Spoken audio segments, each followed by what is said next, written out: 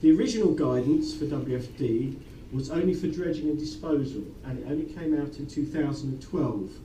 It's quite large, it's quite wordy, there's 5 sections, 4 steps, and it sort of vaguely tells you what to do if you're doing dredging or disposal, but it doesn't tell you everything else. There's lots of other activities going on out there in the marine environment, and it was realised that because there wasn't any other document, people were trying to use clearing the waters for other activities. If you try and use it, a dredging and disposal document for building harbour works, it doesn't quite work. And even people were using some of our freshwater guidance as well, so there was an inconsistency in guidance. So we were asked if we could update Clearing the Waters, and the unoriginal title of Clearing the Waters for All, covering all sizes of development and all types of development, was the shortened name. And that new guidance has got to fit in, as I said, all activities in estuaries and coasts. And we want it to be logical and easy to use, not sort of particularly burdensome, and particularly because for WFD, focused on what are known as WFD elements. I think they used the phrase parameters in the original Clearing the Waters. And so we expand upon that. And so Clearing the Waters just have those 2 dredging and dredge disposal activities, but all these other activities are included now. And these are just sort of condensed down from all the sort of different activities can go on in marine waters. To be able to do a simple risk-based screening to get as many small things or unimportant things out of the way as possible. We don't want to have to go to a full assessment. And we expected that fewer projects and activities would require a detailed assessment. We've done 2 trials, one of which we went to various consultants who had some quite big reports. They rerun their reports through an early version of this guidance, and a third of those didn't require those big reports. We've also looked at, over 2 or 3 months, things that came to us, and again, 2/3 of those didn't require to go to full assessment. So the idea is there are less things going to produce big, detailed reports. Again, all quality elements from the Water Framework Directive should be assessed in some ways. Quality elements in the Water Framework Directive term, there are biological quality elements, phytoplankton, macroalgae, salt marshes, seagrass, hydromorphological things, tidal regime, morphological conditions, and physicochemical. You've got to be able to, as Tanya was using the phrase, tick those boxes to show that you've at least considered them, or that they're not a problem. And again, WFD is quite insistent that we don't have any deterioration either at the level of the whole water body or at those individual elements. And that includes all water bodies, heavily modified or otherwise. So the process we've got is relatively simple. There's a pre-screening, and it's a bit like the risk assessment process. Those things that are low risk should get screened out very early on. The main screening, and then anything that's left over would need some form of further assessment. One of the things that, when we took this out to consultation earlier, a couple of months ago, one of the things was people said, well, where can we find all this information?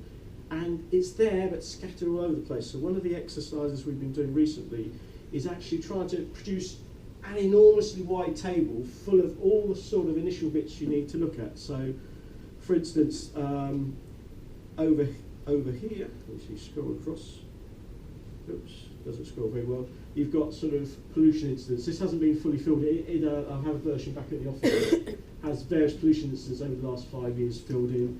We also have what the current ecological status is. Basically, as you ask the questions, the answers are in that table, which we plan to provide for people. So, assuming you haven't managed to screen out, then you go for a fairly simple screening process. It's 5 sections. Again, in an ideal world, you wouldn't have any problem with any of these 5 sections. There's hydromorphology, biology from a habitats point of view, fish, because fish are special, and water quality, which basically means anything vaguely chemical, sediments, water, zooplankton, phytoplankton, not zooplankton, sorry, phytoplankton, chlorophyll, those sort of things. And then protected areas, but they're European protected areas, so it doesn't include triple SIs, for instance.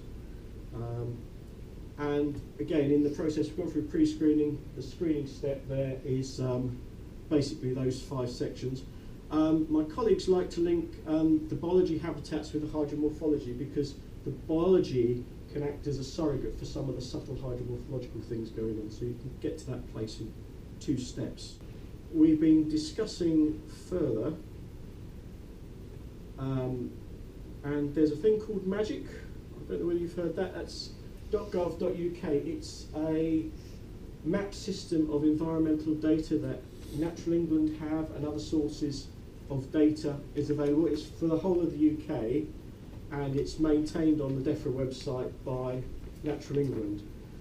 There's a marine button on it, just about here, and there's lots of marine data. And what we are negotiating at the moment is actually putting a button there that holds all the maps that are relevant for Water Framework Directive assessment, so you can go to one place and look up the details that you want. There are a few glitches with it which we're trying to sort out at the moment, but one of the nice things is a bit of the Thames.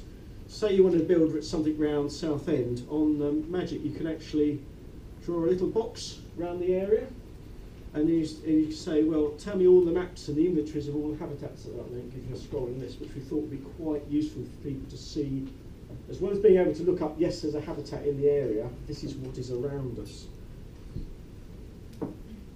And although we haven't quite got that in place yet, we think that may be the best way to go forward.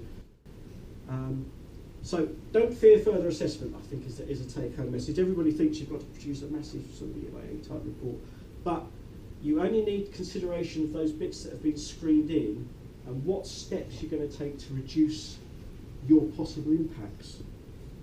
And so basically it's proportionate to the risk, the same as we were saying earlier. But individually that may be unique, so you'd want to come to the Environment Agency to ask, because you can't come up with a set of rules that will cover every unique circumstance, although we're working on trying to document that. And you're only worried about things that are, and it's a bit of a weird legal phrase, causing a non-temporary deterioration, partly because people can't work out what permanent means, I think.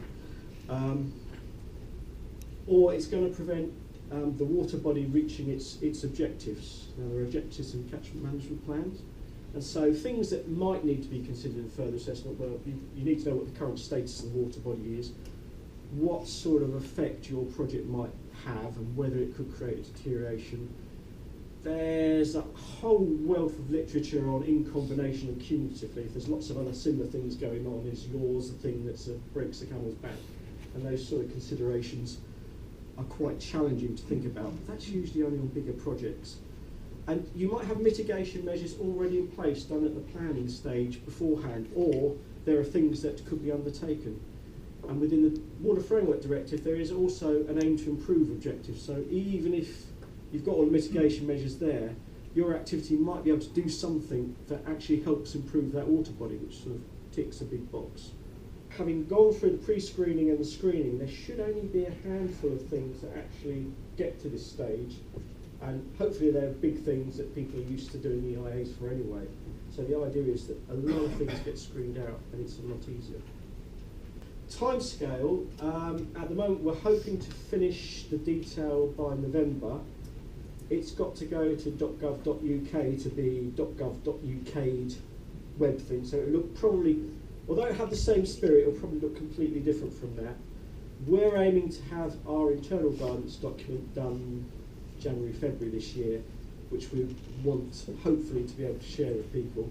.gov.uk moves very slowly, so it might not be formally on their site till the new financial year, April probably. But again, as we've heard from other people, talk to us early and we can help